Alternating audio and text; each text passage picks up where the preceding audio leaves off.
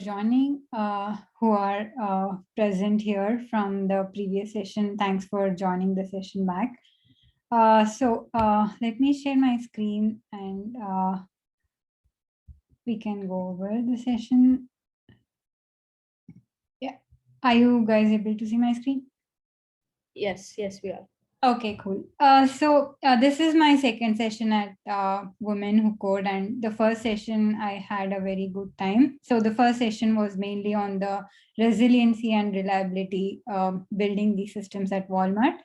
Walmart is the largest retailer in the world. I can say we have stores all over US and even outside the US. We have stores and online uh, uh, shopping and online retail market at country specific names. So if you have not heard Walmart outside of the US, it would be something different like Flipkart in India and Asda in UK. Uh, I'm sure you would have shopped if you are in the US, you would have shopped once or twice at Walmart, and imagine about the scale at which we deal with customers on an everyday basis. Um, just giving an overview on what reliability and resiliency is.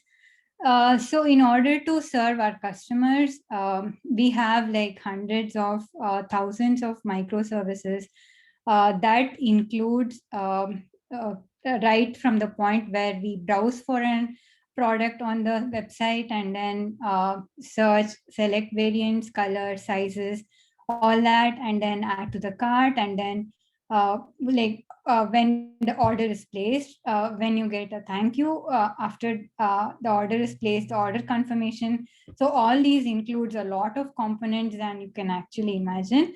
And this is just what you see, but even behind the site, how our suppliers or the sellers, they set up the products on stores and online. So that is one more thing to deal with.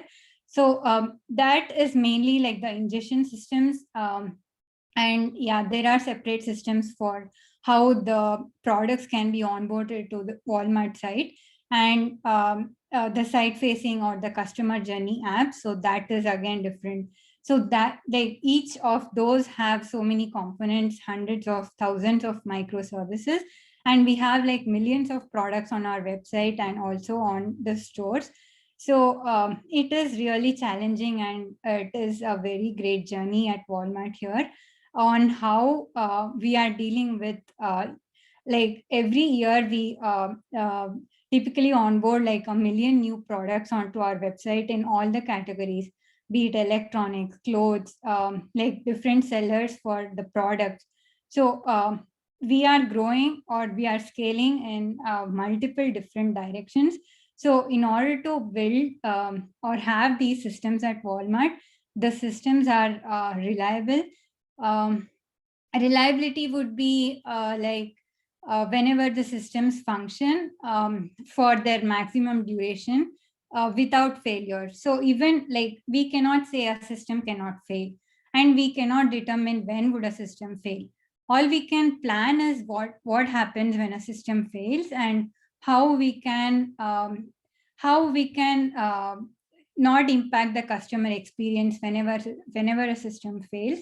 And even though a system fails, like the intelligent way of how we continue with our business, and at the backside, we repair the systems or bring the systems up to date, or make them functional.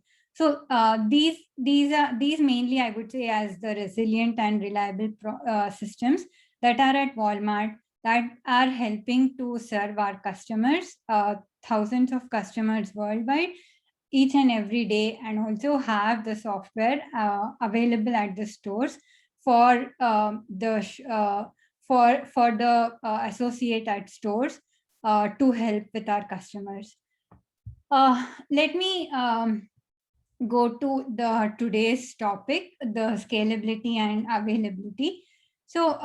Mainly I would be describing what is scalability and what are the kinds of scalability we can expect in a system, and then types of scalability, like how scalability can grow in different directions, and what are the things to be on watch out for while scaling systems, and also what are highly available systems. We might have heard of people talking about HA systems, HA architecture, and yeah, maybe at that point of time, we would not know what a HA system is. So we will be going in kind of detail on what these systems are. So feel free to ask any questions on chat, anything to deal with these topics, or even on resilient or reliable systems. Okay, coming to scalability. So what is a scalable system? Mainly, this is an era of distributed systems where systems, they randomly communicate over the network. Communicate over the network, meaning the system send data, they expect response from another system or from another API. So in order to do this, a system has to grow. System has to grow, meaning like the ask from the users or from the products or from the systems, it keeps on increasing every day. So in order to accommodate this need, systems has to grow, and so mainly it has to serve the increasing need of the traffic, of the number of users, of the number of resources for a system. So what do I mean by increasing the number of users? So currently, say to our Walmart site, just an assumption that there are around 5,000 users that are logged into the system, and they are consecutively they are browsing for different products. If each and every customer will be on a different page, and different systems will be engaged all through their browsing experience. So on a specific system, say they are searching, all 5,000 customers are searching for different products. So what if there is a latency, or there is bad customer experience, the site is slow or the system is hung? So that is not a good customer experience, and we would lose our customers. So the main thing what we should be detecting is what is the resource, set a threshold for the resources. So the minute there is slowness on the site, the system CPU might be increasing or the memory might be increasing. So we'll have to set some thresholds, and based on these thresholds, we'll have to increase the number of say servers, or say the number of resources, give more number of CPUs, give more number of RAM to the system. Meaning what I would say is an application is deployed on server. So in today's world, definitely one application won't be deployed on a single server. Even if it is, that is not a good architecture. So as soon as this is detected, like the CPU is going above 70% usage for say 50% of the systems on which a specific application is deployed, we will have to detect that more number of resources has to be given to the application, and suddenly start scaling it. So while scaling meaning growing. So growing meaning increasing the number of systems where the application is deployed. Not only will the usability of the system will increase, but the customer experience will also increase, and the resources will also get divided among multiple servers. So like the division of labor happens, and more number of users will be able to log in to the systems.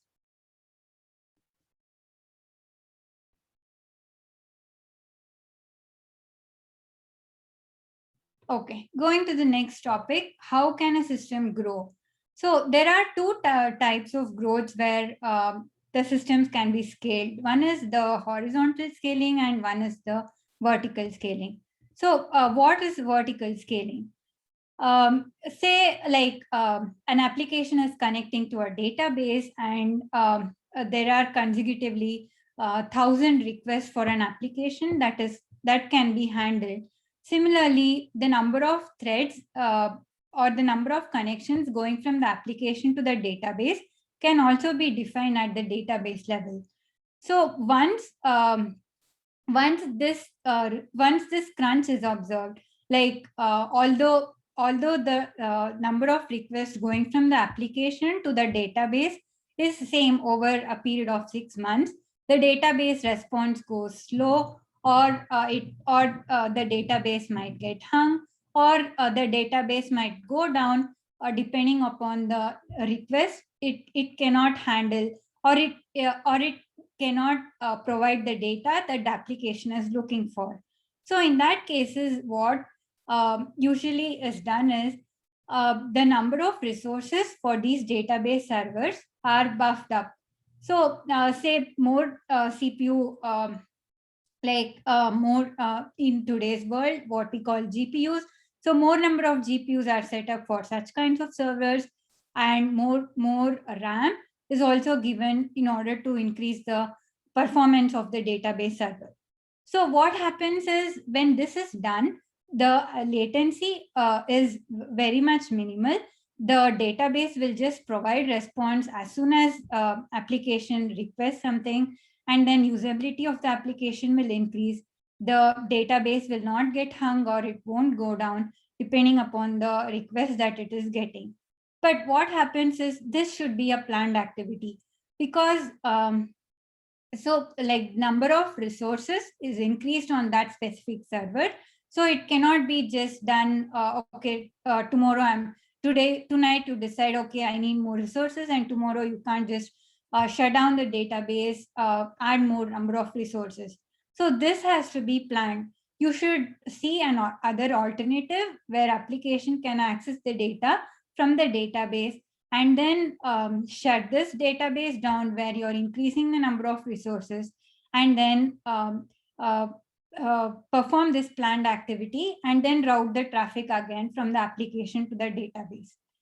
I'll talk more about horizontal scaling in the next slide, and then you'll understand which is more convenient, vertical or the horizontal scaling. So going by the name itself, horizontal scaling, meaning more number of servers are added for an application. So say an application is serving on 5 servers currently, and you realize there is a need. Maybe you're onboarding new use cases, or new users are coming in, or new producers, new consumers.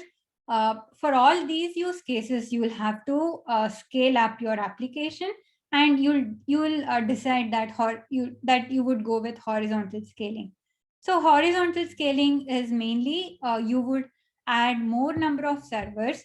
So that would be like dividing of processing and memory across multiple devices.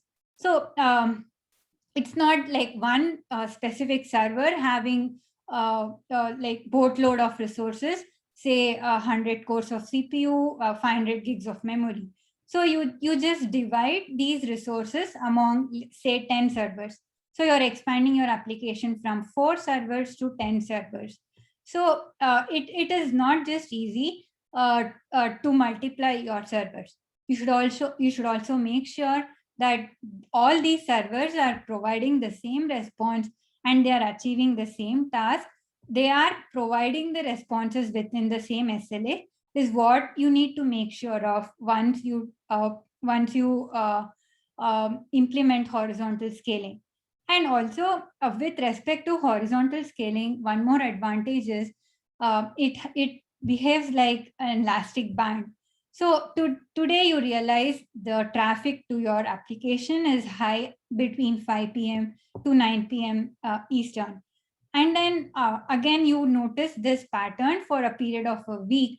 And then you realize, okay, you don't need that many resources for the rest of the day. You can just spin up more resources for this specific time. And this also helps to cut down your cost, and also helps for better planning of resources. And also you would have analyzed that traffic that is coming to your application, and whenever deployments are made or any changes or any hot fixes that is going to these applications, you can plan during these off-peak hours, and then during these hot hours where customer traffic is noticed, you can make sure that the systems are serving the traffic and not doing anything else. And then more advantage to this horizontal scaling would be, so even though you're adding, what example I gave was, so earlier there were 4 servers and now you're moving it to 10 servers.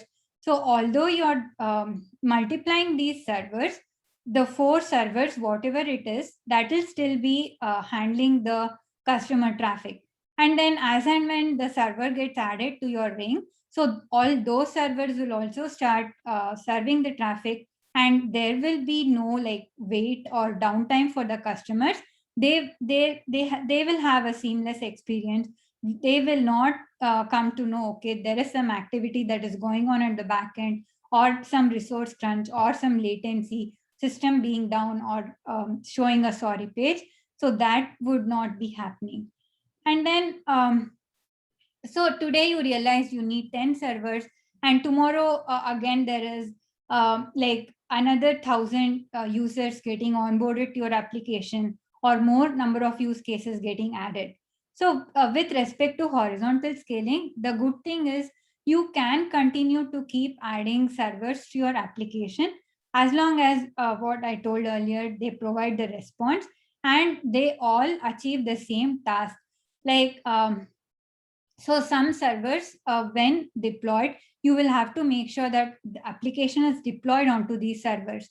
So what happens is there will be an LB, usually below the DNS or the FQDN.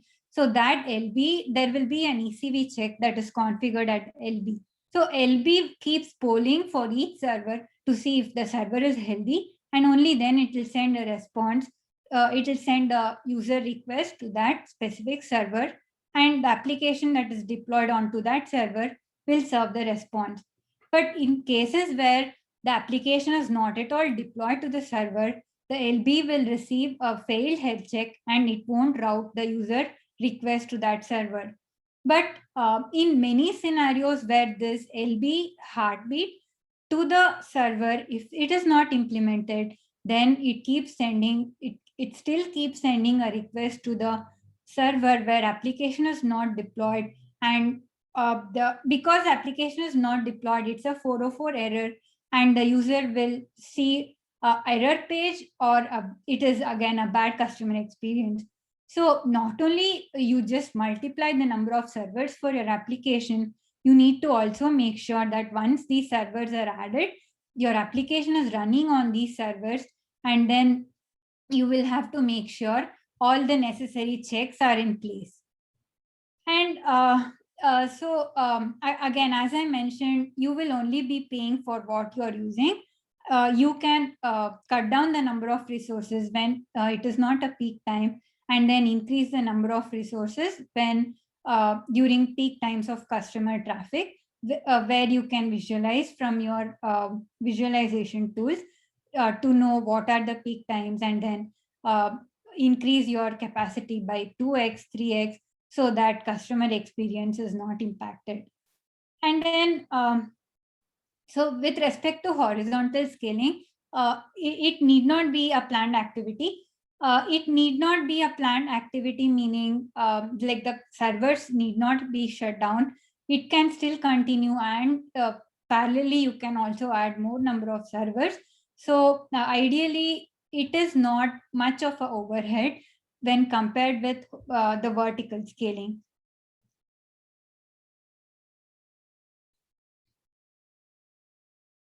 Okay. Coming to the types of system scalability. So first one would be the size scalability. Size scalability is the one that is commonly used. So what is size scalability is like, as I said, adding more resources to a specific application.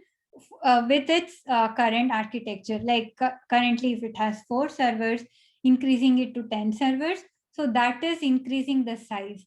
But then, as I said, we cannot blindly increase the size. We should also make sure that the size is very optimal. You do not have to pay extravagantly for what you're using, and it should be a planned scalability.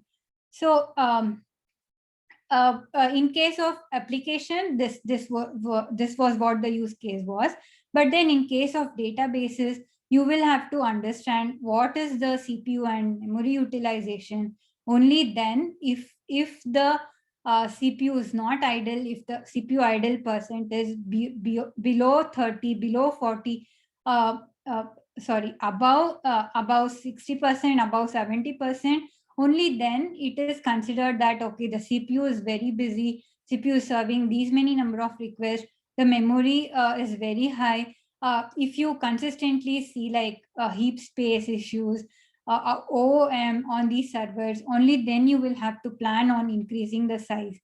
So this increasing the size need not be a manual activity. At least in our cases, what we are using is a hybrid cloud architecture. Hybrid cloud meaning we are using both private and public clouds, but we are transitioning slowly from private to public, and probably by next year we would be moved to completely public cloud. So why I brought this up is the public cloud, they are offering like auto scaling option. So what auto scaling does is you can either set your scalability solution based on a specific time, like 5 p.m. Eastern to 9 p.m. Eastern, bring these many number of servers up, and then after 9 p.m. gradually scale them down. Either that, or you can monitor for the system resources usage, such as the CPU or memory, and then set, okay, if the CPU utilization is greater than 70%, only then scale the number of users, number of systems where the application is running. Otherwise, whatever my current systems are, wherever my application is deployed on the current systems, that will be able to serve the customer traffic, and there should not be any scaling.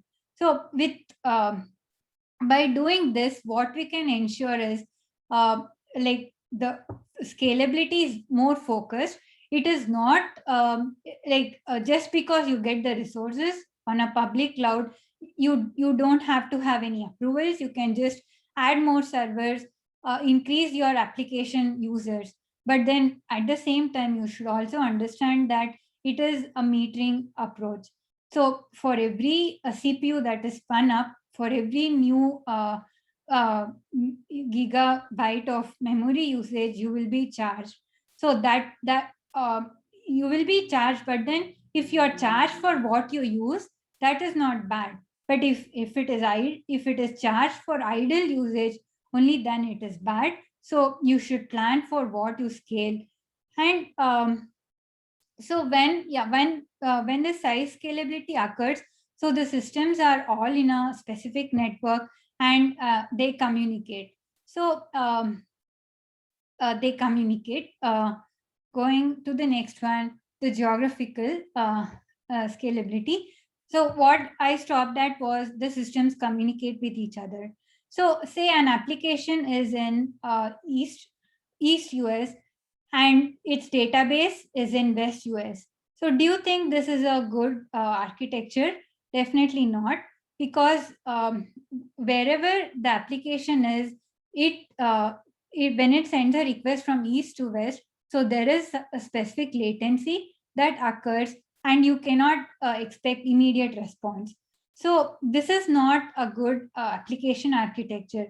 So what you have to plan for is it's just not about adding the size, increasing the size for a system.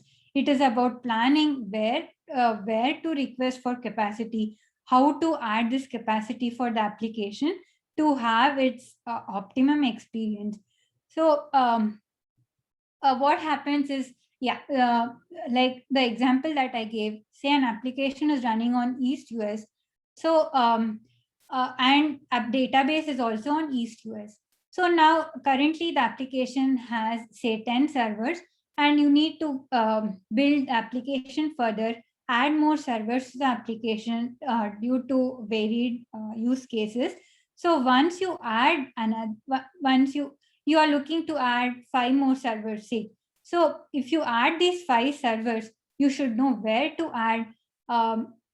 So say the application has only on East US. So the data center on East US goes down. That means your application is completely down.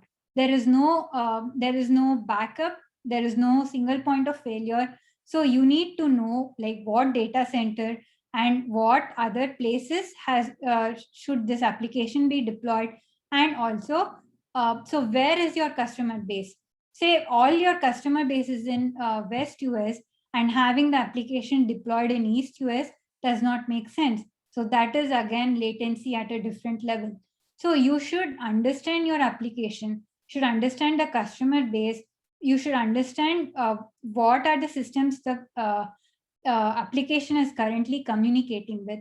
So say in case of like the database example that I gave, any system, say Kafka, Cassandra, and any caching systems that you use, it is always recommended that application and the dependent systems are in the same data center, but it is not limited to only one data center.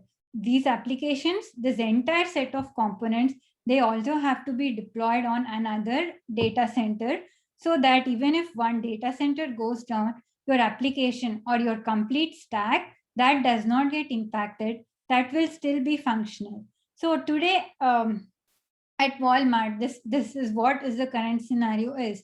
So we make sure that application is deployed on a minimum of 2 data centers, and not only that, whatever applications or the systems the applications talk to, those are mandated to be on the same data centers, so that the latency is minimized. And if the data center or if the application on that data center goes down, that's okay. So we will be able to continue or serve the traffic on the other data center, so that without there will be minimum customer impact. So another thing is, even if one of the data center or even if an application on one data center goes down, so it is not expected that the other data center or the application running on a different location, it be 100% operational at the same time itself. So you can either scale up in the backend depending on the assessment of the traffic, number of users, and number of resource consumption. You can scale it up at the backend while serving the customer traffic from the front. So there will not be much impact to the customers. And also so when doing this, like it should be ensured that it is done effectively and the current working of the application do not go down. So we have a very frequent tests in Walmart to make sure that even if one system goes down, even if one system or one component of the system goes down, like the others do not get affected. Immediately another system is spun up in replacement of that system. So what happens ideally is, in case of an active passive database, I would be talking about in the next slide, further slides about this. But then just because we are in the context, I'll be talking about this now as well. So in case of an active passive database, you cannot just assume, okay, my active database is always up, I do not have to use the passive database. So you don't know when the active will go down. So the passive should all continuously be in sync with the active database.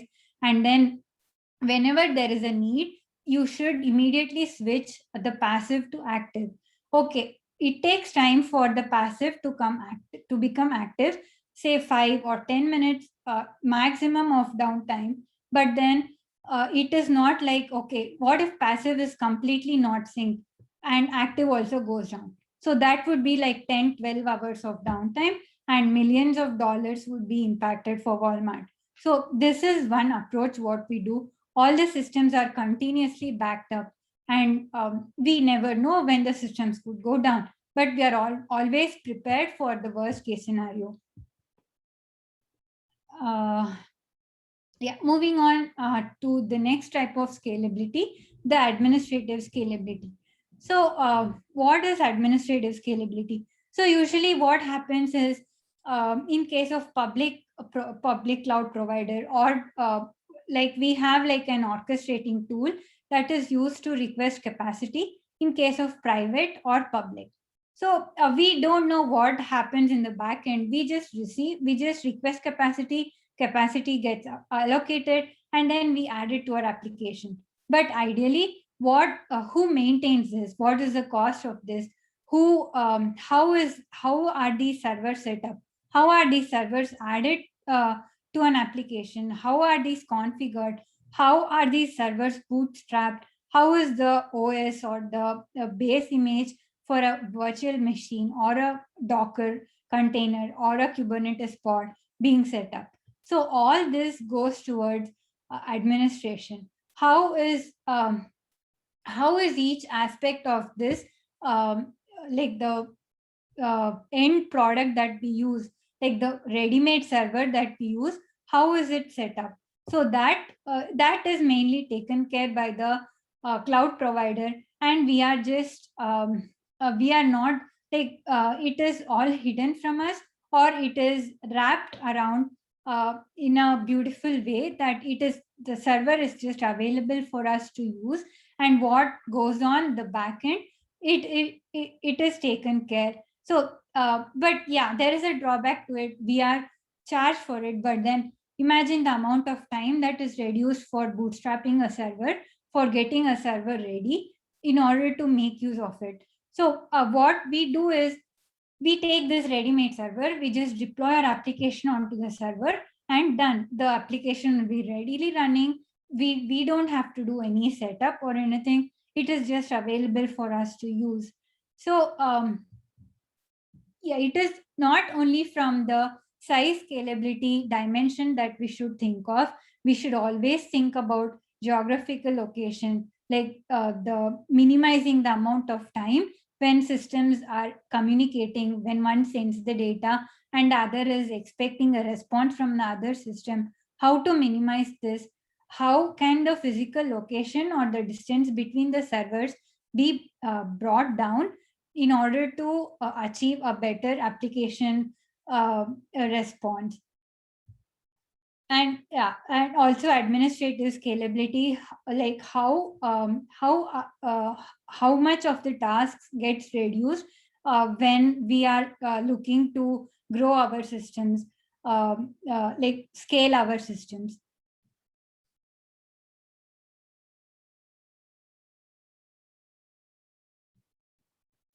Okay. Coming to the next topic, the available systems. What are these highly available systems? So like how we talked about so far, all these systems, they are connected. So these systems, meaning like how the applications and the databases, so each of these components have their own systems, have their own multiple server architecture, how they are in sync, how they communicate with each other. So this all happens on the network level, and it is yeah, definitely for Walmart itself, it is expected that these systems should remain up 100% of the times. So even if a simple small component of any of these servers, any of these systems, any of these applications go down, there would be like a blown up impact we can't even think of. So it is always necessary to be prepared, to have like backups for all the systems. Make sure that these systems are running in like bulk, and not just a single instance of any of the application, say database or caching or streaming pipelines or Solar, Elasticsearch, whatever infrastructure or whatever application supportive components you use. It is advised not for any of these components to run on a single server. They should be running on a set of servers, So even if one of them go down, like the system will be able to serve the traffic and remain available, and not just fail at any point of time.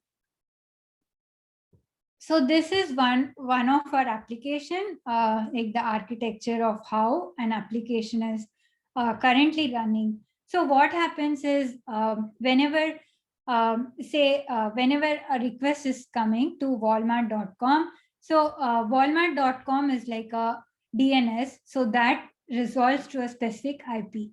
So like I mentioned, I'm from West US. So depending on the proximity or the nearest like the FQDN which can serve my request, the request is routed to that specific FQDN of the West US. And what this FQDN does is it resolves to a specific IP of a load balancer. So load balancer is used to distribute the traffic. So usually load balancing mechanisms, there are like round robin, sessions tricky, wherein say I make like 10 requests, and if the load balancer is set up for sessions tricky, all my 10 requests go to that specific server via that load balancer.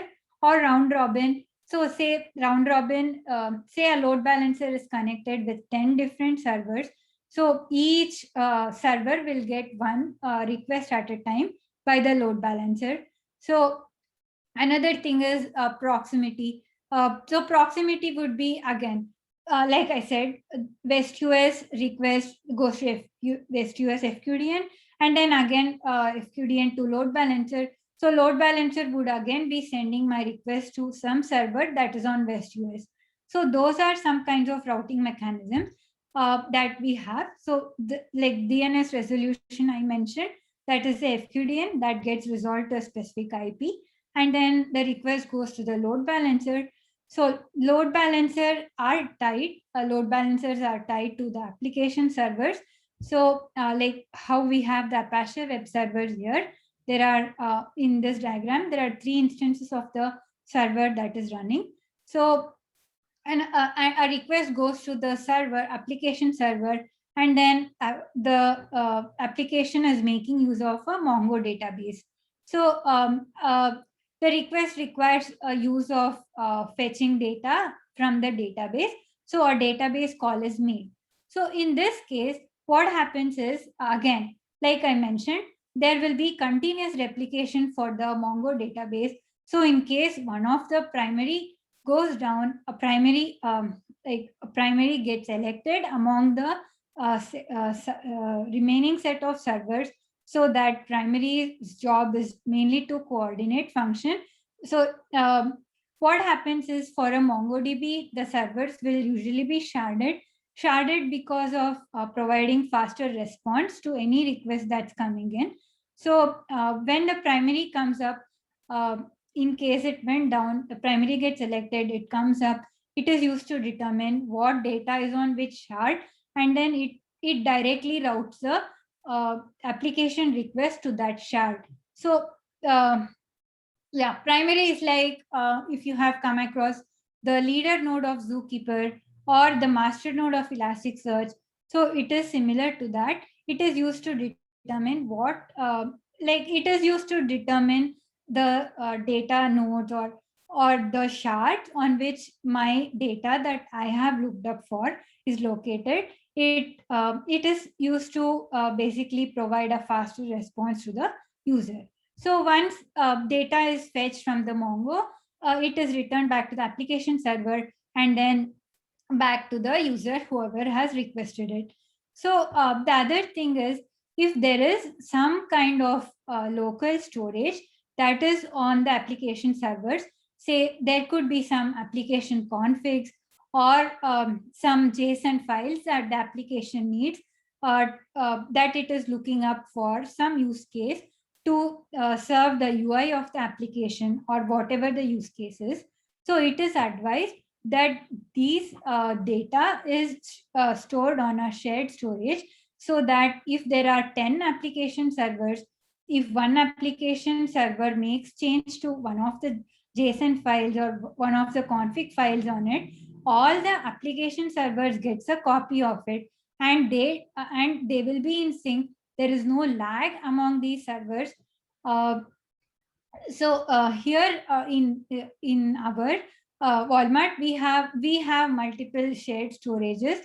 We have like GlusterFS network file storage among many. So this is what is recommended, because even if again one application goes down, whatever data files are on that application, it is not lost. So it would have updated till the time it went down, so that copy is available to other servers, and other servers can make use of it, and it does not go to complete waste when one of the application servers is down. So yeah, that is with respect to the storage block. And then the AD or LDAP, so this is mainly used for the authentication purposes, in order to log into the servers, or in order to access the databases, or for authentication from application to the database. So this is like a centralized tool used at Walmart. So this information is looked up for while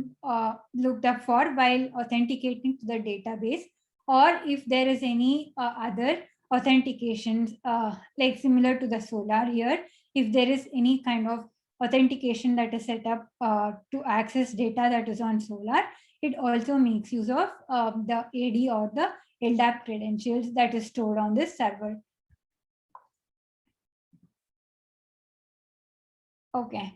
So as I mentioned, if any of one of the components of the system goes down, so what happens is customer experience would be impacted, and without knowing. So for any end user, or even if I am not working on any aspect of the Walmart system, I would think it's just like 10-20 products. Okay, that was not available. So what? There are many other products on the site that customers can browse and order. But then no, that is not the case. So here, like there is a lot of things at stake when even if one of the components go down.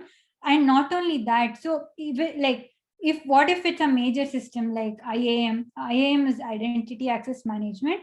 It is one such system. So what if that goes down? That is like the authentication system, and systems cannot log in. Say suppliers cannot onboard their products, and then like even associates, Walmart associates, they cannot log in. So that specific use case is again down. And then there are so many vulnerabilities, security vulnerabilities. Lot of bots will be coming to the systems at every period of time. So even if like there is one vulnerability, so many threats can happen, and that could result in millions of dollars of loss. And not only in case of money, but also the reputation to the organization. So that will be at stake. And then once that is down, we will lose again our customer base. So it would be like, okay, that system is no longer credible. I would not go to that system. So it is very difficult to gain the lost customers back. So in place of that, it is anytime guaranteed to have a system always running, and making sure that they adhere to all the standards, all the security vulnerabilities are taken care of. And then periodically assess your system that, okay, like simple things like passwords, they are not in like blank words. They have to be encrypted, and use some mechanisms like Vault. So not only using these systems, but then again they should not be at a single point of failure, because after implementing all these, if the systems go down, it is of no use. Because okay, if one system goes down like Vault, you cannot authenticate to a system. So again, that is like another disaster. you cannot log in, you cannot work. So like again, that is millions of dollars lost in itself. So it should always be in such a way that the systems are redundant and always functional. At least we cannot guarantee that of a unthought scenario, like, okay, this may or may not happen, but whatever scenarios that you can think of, make sure is that your application is designed for that. So this is one example, like what I was talking about, the FQDN. So like the dashboard.devops.cdcart.prod.walmart.com. So we have like a DevOps dashboard wherein the applications in catalog, they onboard their applications. So what we do is we push monitoring scripts and alerting and logging mechanisms for the applications that are onboarded to this dashboard. So what happens is, like I gave an example for Walmart.com. So underneath this dashboard.devops, so that FQDN, there is a set of like this is a FQDN. So there will be a load balancer and there will be multiple servers that is serving a request, a user request. So what happens if instead of 5 servers, there is only one server? So this FQDN would send a request to the load balancer. Load balancer would be sending request to the only one server that is available. So what if that server goes down? That means this FQDN is down. That means that application is down. You cannot access. No one can onboard their applications, and no monitoring or no logging can be onboarded to any of these systems.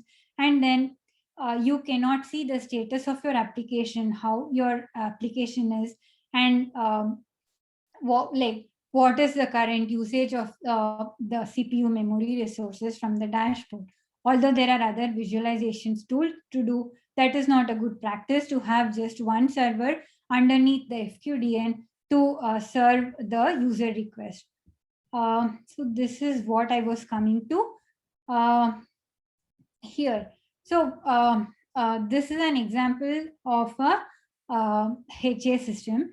So what happens is like the similar kind of example that I gave, there is like a single IP beyond the FQDN, and what if that server goes down? Like your application is down. So that is not a good way of designing an application. So and yeah, like I mentioned, that is one scenario, and the other one is the active passive design. Like multiple of our systems use active passive databases, mainly the CRDBMS, MySQL, MariaDB systems using such databases. So they have like active passive, and yeah, I have already talked about it. There should be constant replication. So like although there is some downtime, say 10 minutes max or 5 minutes, 10 minutes max, even then, like that much loss is much more less than the systems being down for days together, and then recovering the systems is much bigger pain. So yeah, this is one example of HA system. Yeah. Coming to availability. So what's an available system? So this I have already spoken about.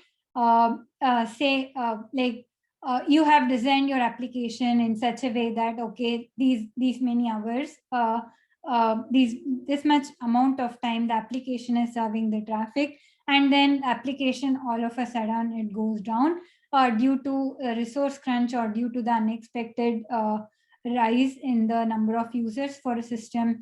So the system goes down, and then what happens? The system is not available. The users are not able to access the system. The system is basically down. The application is down, and yeah, who knows, that application would have incurred crores of revenue or millions of revenue to the organization. So that is a loss in itself. So basically, like the dashboard which I mentioned about. So that also has the functionality of showing how much is an application available for a duration of 7 days or 3 months. So how is this availability calculated? Is so for a span of 7 days, what if the application is down for 2 days? So so the application is available only for 5 days and 2 days it is down. So this is how the availability would be calculated. And yeah, ideally every system wants to be 100% available. There could be some kinds of network glitches or outages that is unexpected, but then with respect to designing your system, you should always make sure that you are designing the system to be 100% available at all the times. Not only not only it's a system that your application running on, with whatever systems the application is communicating to, like the database or the streaming platforms, or any kinds of Elasticsearch clusters, Solar clusters, all these you will have to make sure that how can you make sure your application and these components like they are at the pace of always being available.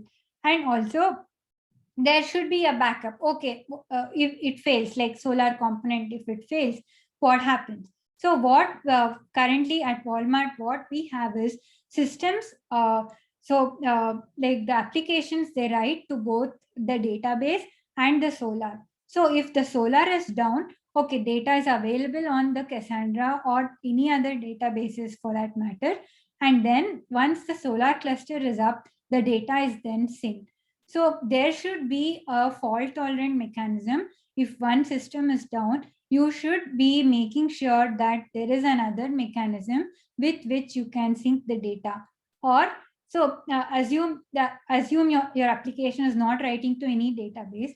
It is just the Solar cluster to which it is writing to. So Solar cluster, again, those will be deployed on multiple clouds, multiple data centers. So what if one data center is down? There will be a script in place to sync the records from the green data center to the red data center, so that whenever an application is making a call to read from the newly available Solar cluster, it is made sure the records are replicated, only then the reads are enabled, because otherwise like the older data is not read from the Solar cluster, this data is synced, only then it is made available for reads. So it is very much important to ensure that whatever is in your control, if you can take care of that to be 100% available, what's not in your control, you can't think about it, but at least you can cover your boundaries, that you have made sure that these things are achieved. Okay, so you would have heard about the nines in availability. So what are these nines? These are like the parameters used at an org level to make sure or to measure, to gauge the span for which a system was available. So say systems at Walmart are available for 99.99% of the times. That means the application, any application is available for 4 nines. That means it can be down for maximum 20 or 25 minutes within a whole year. So that is the record what we have currently at Walmart. And yeah, we strive hard every day to maintain this record, and it's like every year on year, it's like every 9 is getting added, which means the number of duration for which the system is down is cutting down, like 20 minutes the next year. During the holidays is what we mainly see, because that's when our customer base is like very busy, and that is the expected time of the year when customers shop, be it Christmas gifts, Thanksgiving gifts, or whatever it is. So yeah, year on year, like 5 minutes of the availability keeps going down. What I meant to say is, say last year it was 30 minutes and the previous year it was just 20 minutes downtime. So that means it was available for the whole year except for 15 minutes of downtime, 20 minutes of downtime. But I'm not saying that this is very good. This will also incur a loss of millions of dollars. But then we are doing a good job of minimizing this outage year on year. So that is something we need to be proud of. And then it is not easy to build on this minimizing the outage time. So it is up to you and up to your system to gauge what is important, whether your systems can afford downtime or it can afford latency or anything like consistency, um, availability, and then a partition tolerance. So it's up to you to understand what component of the system can be compromised, what hits your revenue the most, what is your customer mainly looking at. So based on these, you can know, um, yeah, maybe availability is not very important for your application. Maybe consistency is very important. Maybe like the data that is being read is not updated and an older value of data is being read or shown on the website. So that costs you more than availability. So at such cases, availability may not be important. So it is up to you how you design your system to understand what is more important and invest your design thoughts to it.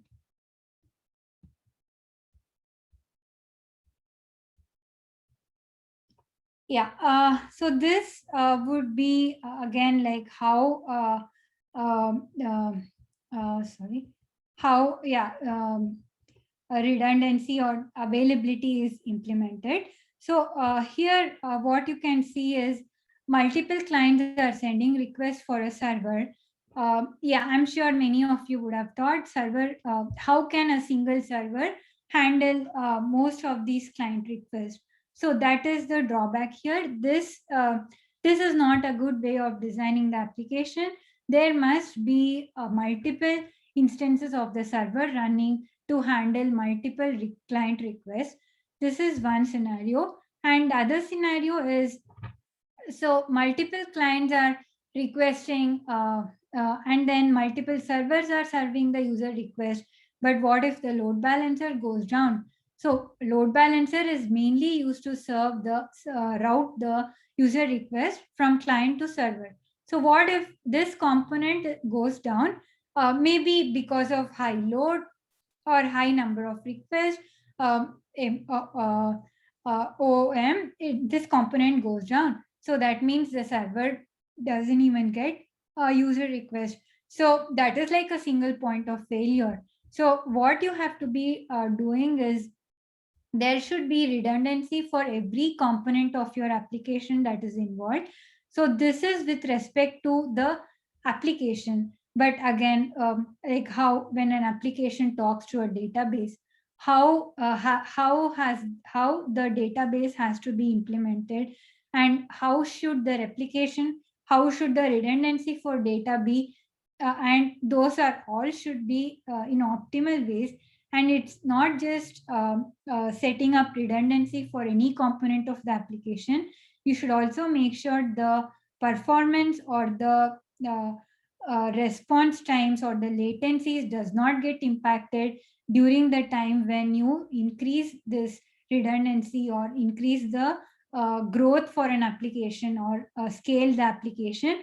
So the current existing metrics should not get impacted. So that is the way you ensure that, okay, now your systems are scalable.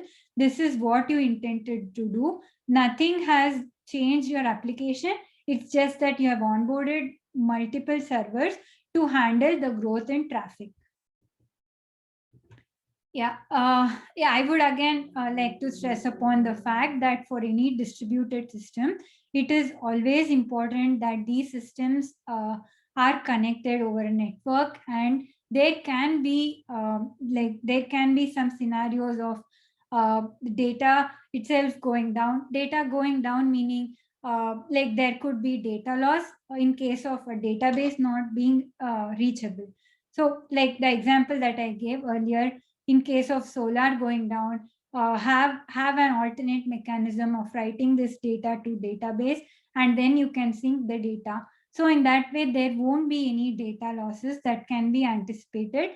All right, but in some scenarios, there cannot be a way to have 2 or 3 databases. But in your design itself, make sure that you are using like an optimized approach. And then, whatever network devices, so those devices going down, that is also not in your control. But then in case of application, like what I mentioned earlier, you scale an application, you will have to verify that the newly scaled up applications, they are up and running.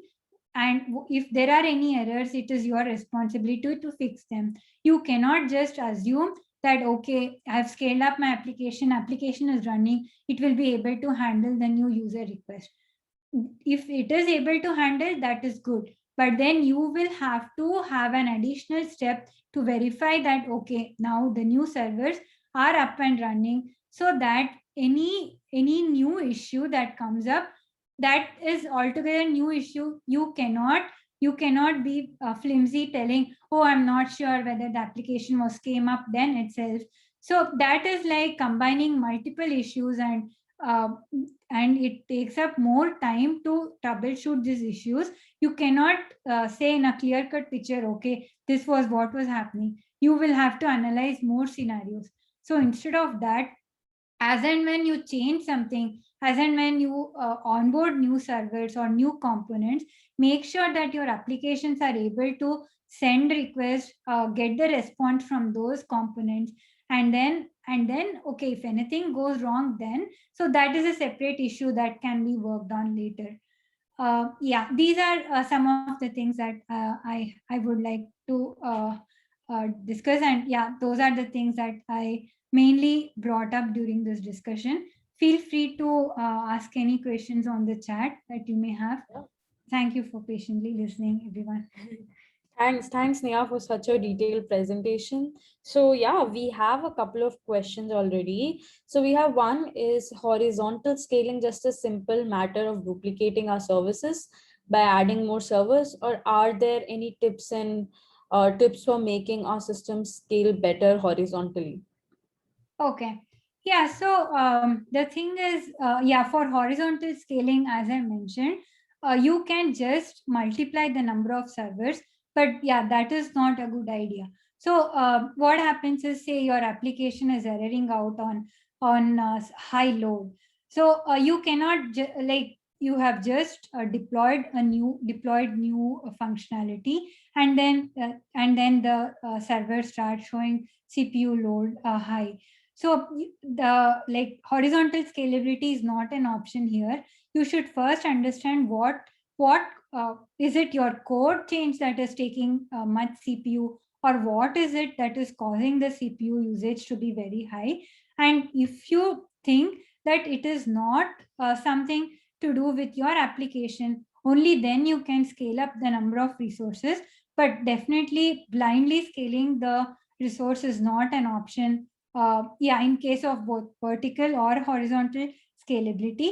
And also, so this is one way of making sure manually. And the other thing is, so if there is a resource crunch at peak intervals of time, you can then set up some checks. Okay, if the utilization goes beyond this much percentage, you can scale up your system. So you don't have to manually sit in front of the system and do. You can have the already provided solutions to take care of. So in that way, those will be optimized as well. And only when in case of resource need, in case of good usability for the customers at only specific intervals of time, this can be made use of. I hope that answered your question. Yeah, thank you so much, Neha. We also have another question. Are your databases part of the corresponding microservices? If so, how do you handle consistency? Yeah, so we have certain microservices corresponding to the databases. Consistency is taken care again per application. Different applications have different consistency levels. So what I mean to say is, say in case of Cassandra database, there are 5 rings on each data center. So and like there is a price update that is coming in, so you cannot change the price on a single set of firings. These has to be changed on both the data centers, both the Cassandra clusters of firings. So that consistency would be like each quorum only after the changes go to both the Cassandra clusters, only then the next update would be made. But then this is in case of a pricing. So yeah, because say pricing, there is one update. If it is local quorum for that specific data center, you make a change in price, and then I send a request from a different system, different data center. I don't see the updated price. So what if the price is higher and I'm paying lower? So that would not be a good experience for the user. You see multiple prices on the site for the same product. That is not good. So depending upon the use cases, we have consistency levels. Say in case of like product description, or like the variants, say for a t-shirt there is two more sizes going up, or more colors going up. So that would all be a local quorum, or local change to that specific data center. Say like the application is running on East US and West US. So East US application makes change to the East database, West makes change to the West database. So that is not like something like the user connection is held up for. Those consistency levels can still be compromised, but definitely not changes like price. So those will be made sure that like a lock is held, uh, and then only then released after the price is consistent across all the data centers. I hope that answered your question. Yeah. The I think the example you gave was also pretty relatable. Another question we have here is, do you use a cloud service provider like AWS, or do you have an on-premise system? Yeah, I think I mentioned this earlier. We use a hybrid cloud approach. Like we have on-prem, we have private cloud, public cloud, and also on-premise. On-premise is again maintained by the private cloud provider itself. So those would be mainly like the bare metal servers. Those would be mainly for the databases or high like systems that require high level of CPU and memory, storage in terms of tera. Those systems would mainly be using on-premise servers. But otherwise, mostly the application and the components that I mentioned, Elasticsearch. For Elasticsearch also, like wherever the data is stored, the data nodes. So those would be an on-premise server. Yeah, based on the configuration, but yeah, definitely it is uh, like the private cloud for on-prem, and application servers, it's mostly public, and vice Got versa. it. Like, yeah. Got it. Thanks. So another question we have here is planned downtime included in availability calculation? So planned downtime, that's a good question. Planned downtime would be included if it's like a one-time scenario. So what if your system, in case of vertical scalability, so what if like the planning itself is not proper, and if you have to scale up your server like 5 times, 10 times, that is not good. But that is not good, and so that is like a cumulative downtime. But again, like for such systems there will be backup systems also. So it's not like if that system goes down, there like the application that's accessing the database, or another application that is needing that use case, that is like hung or it is like a zombie. No, it's not like that. There is another backup system that's available. So planned downtime will usually not count for like the availability downtime, because like at a time it's not like entire system is brought down even for planned downtime. It's all like rolling restarts or rolling changes that are made, and data center by data center wise, cloud by cloud level wise. It's not like an entire application is brought down, so Got that would not count for planned downtime. got it, got it. I'll quickly go over just two more questions. I'll just quickly go over it. So because I know we are running a little ahead of time. So when Okay. you're making a process to handle system failures, how do you prioritize which system failures are more important to handle? So yeah, it again depends on your application, what kind of system, like system failure. So be it your application latency or the response times or like the error rates, what kind of system failures are you talking about? So that depends, like the application exception threads, try catches, or like the deployment errors. So all these comes under system failures, but mainly like for any system failure, you can have a mechanism of not having manual intervention. But then like if manual intervention is required or not, there should be alerting setup for these system failures in order to like design it like a iterative approach. So if there is some system failure that you would not have thought of when designing your application, having these alerts in place will then make you realize that okay, this was somewhat I have missed, and you'll go and implement. So like the after case of a failure, designing that is also an important, if you have not thought about all the system failures in place, be it, yes, be it application failure or system matrix failure. Got it.